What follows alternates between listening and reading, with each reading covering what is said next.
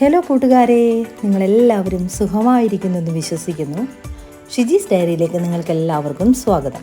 ചപ്പാത്തിയുടെയും പാലപ്പത്തിൻ്റെയും ഒക്കെ കൂടെ കഴിക്കാൻ പറ്റുന്ന ഒരു എഗ് റോസ്റ്റിൻ്റെ റെസിപ്പിയുമായിട്ടാണ് വന്നിരിക്കുന്നത്. റെസിപ്പിയിലേക്ക് കടന്നാലോ? ഒരു 6 മുട്ട പുഴുങ്ങാനായിട്ട് അടുപ്പിൽ വെച്ച് ഒരു 10 മിനിറ്റ് മീഡിയം ഫ്ലെയിമിലിട്ട് മുട്ട പുഴുങ്ങി മാറ്റി 4 പച്ചമുളകും മീഡിയം സൈസിലുള്ള ഒരു 7 സബോള എടുത്തു. ഒരു ചെറിയ കഷ്ണം ഇഞ്ചിയും 10 വെളുത്തുള്ളി അല്ലിയും കൂടെ രണ്ടും കൂടെ ചതച്ചതും കറിവേപ്പില ആവശ്യത്തിന് ഒരു തക്കാളി എടുത്ത് അരിഞ്ഞ് അതും മാറ്റി വെച്ചു. ചീനിച്ചട്ടി അടുപ്പിൽ വെച്ച് എണ്ണയൊഴിച്ച് എണ്ണ ചൂടായതിന് ശേഷം അരിഞ്ഞു വെച്ചിരിക്കുന്ന സബോള ഇട്ട് കൊടുക്കാം. അതൊരു 5 മിനിറ്റ് വഴണ്ട ശേഷം അല്പം ഉപ്പ് ചേർത്ത് ചതച്ച് വെച്ചിരിക്കുന്ന ഇഞ്ചിയും വെളുത്തുള്ളിയും പച്ചമുളകും ചേർത്ത് അതും നമുക്ക് നന്നായിട്ട് വഴറ്റിയെടുക്കാം. മുട്ട റോസ്റ്റിന് ഇച്ചിരി നല്ലതായിട്ട് എണ്ണ വേണം, അല്ലെങ്കിൽ ചീനിച്ചട്ടിയുടെ അടിയിൽ പിടിക്കാൻ സാധ്യതയുണ്ട്. അങ്ങനെ അടിക്ക് പിടിച്ചു കഴിഞ്ഞാൽ ഒരു കയ്പ്പ് രസം പോലെ തോന്നും, പിന്നെ മുട്ട റോസ്റ്റ് ടേസ്റ്റ് വരില്ല. ഞാൻ എടുത്തിരിക്കുന്ന 6 മുട്ടയാണ്. അതിലൊരു മുട്ട ഞങ്ങളുടെ കിച്ചനുള്ളതാണ്. ഞങ്ങളുടെ കിച്ചനും കൊടുത്തു. അവനും മുട്ട ഭയങ്കര ഇഷ്ടമാണ്.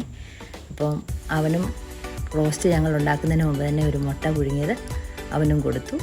എല്ലാവരും ഇഷ്ടപ്പെട്ടെങ്കിൽ ലൈക്ക് ചെയ്യണേ. പിന്നെ കറിവേപ്പില ഇട്ട് കൊടുത്ത് വീണ്ടും ഉള്ളിയൊക്കെ നന്നായിട്ട് ഒരു ബ്രൗൺ പരുവത്തിൽ വരെ നമുക്ക് വഴറ്റിയെടുക്കാം. നമ്മൾ അരിഞ്ഞു വെച്ചിരിക്കുന്ന തക്കാളി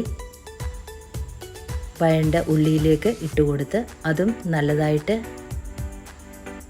അലിഞ്ഞു വരത്തക്ക വിധത്തിൽ അതിനെ നമുക്ക് വഴറ്റിയെടുക്കാം.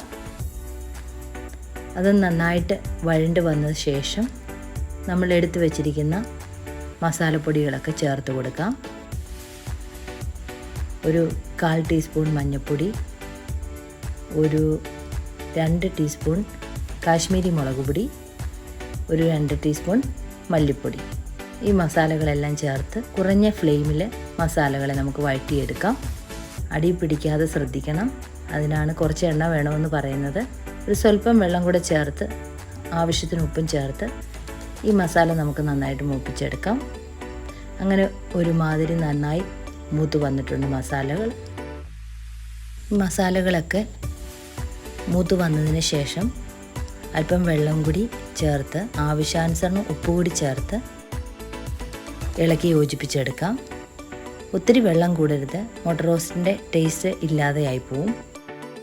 നമ്മൾ വീട്ടിൽ പൊടിച്ച് വെച്ചിരിക്കുന്ന ഗരം മസാല കൂടി ചേർത്ത് നമുക്ക് മസാല യോജിപ്പിച്ചെടുക്കാം. നന്നായിട്ട് മസാലയെല്ലാം യോജിപ്പിച്ചതിന് ശേഷം വെള്ളം കുറവാകുവാണെങ്കിൽ സ്വല്പം കൂടി വെള്ളം കൂടെ ചേർത്ത് അതിനെ നമുക്ക് കുറച്ച് ഗ്രേവി ഉള്ളതാക്കിയെടുക്കാം.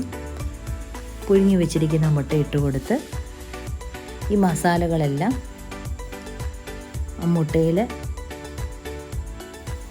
പുരളത്തക്ക വിധത്തിൽ അതിനെ നമുക്ക് ഇളക്കി യോജിപ്പിച്ച് ഒരു അല്പസമയം ഒരു 5 മിനിറ്റ് അല്ലെങ്കിൽ ഒരു 6 മിനിറ്റ് നമുക്ക് അതിനെ മൂടി വെച്ച് വേവിച്ചെടുക്കാം.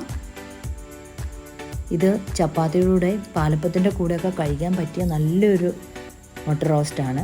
നല്ല ടേസ്റ്റ് ഉള്ളതാണ്. ഞങ്ങൾ ഇതുപോലെ ട്രെയിനിലൊക്കെ യാത്ര ചെയ്യുമ്പോഴും ബൈ റോഡ് യാത്ര ചെയ്യുമ്പോഴൊക്കെ ടിഫിനിൽ കൊണ്ടുപോകുന്ന ഒരു ഐറ്റമാണ് ഞങ്ങളുടെ ചപ്പാത്തിയും എഗ് റോസ്റ്റും. ഇത് വളരെ എളുപ്പത്തിലുണ്ടാക്കാവുന്നതും രുചിയുള്ളതുമാണ്. നല്ല ടേസ്റ്റാണ് കഴിക്കാൻ. എല്ലാവരും ട്രൈ ചെയ്ത് നോക്കുക.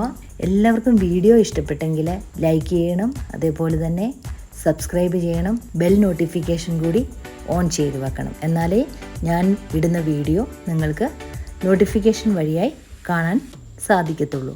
പിന്നെ കൂട്ടുകാർക്കൊക്കെ ഷെയർ ചെയ്ത് കൊടുക്കണം. അതേപോലെ തന്നെ അഭിപ്രായങ്ങൾ കമൻറ്റ് വഴിയായി നിങ്ങൾ അറിയിക്കുകയും വേണം. Okay, bye, see you, God bless you all.